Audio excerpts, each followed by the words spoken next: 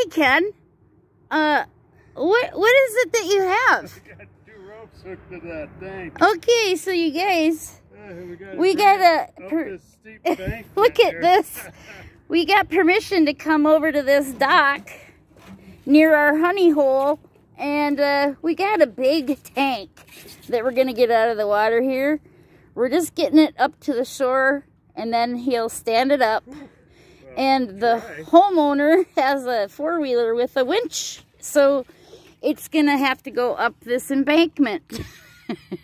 And he's off to get his toy. I think once we got it stood up.